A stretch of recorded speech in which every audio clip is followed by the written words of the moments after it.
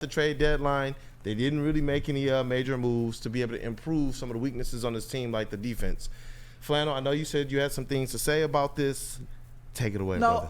I'll keep it brief, but the bottom line is the Red Wings are effing their season in real time. I know that Dylan Larkin has been out for five out of their last 6 games, but in those 6 games, the Red Wings have been outscored 32-11. That's impossible. No fight. That is impossible, and that includes losing by a combined 11-3 to the Coyotes and the Sabres. Those are 2 games that you think you got to have them, you got to win them, and you didn't even just lose. You just came out and you quit, and you showed no fight.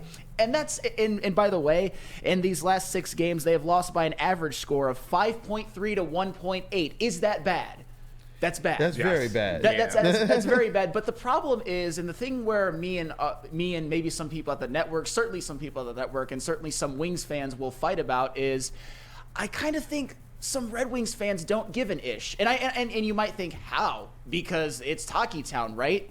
But like a lot of people, like Steve Bots are going to Steve Bot. And the problem to me is if they don't make the playoffs, I'm going to have some questions. I'm going to have some questions about why they made the move to sign Justin Holl in the offseason. It's been a disaster. Why they signed a guy like Jeff Petrie, who shouldn't be out there, that plays 19 minutes a night. A guy like Oli Mata. Alex Lyon, by the way, everybody's darling, is now 34th in goals allowed per game and 26th in save percentage. They did a lot to revamp the offense in the offseason, but the defense, a lot of those moves, I know Oli Mata was the offseason before, but Petrie and Holl were this offseason. It just isn't working. And at this point, I think you got to call a guy like Simon Edvinsson up and just see what happens, because if they don't make the playoffs, to me, it's a failure.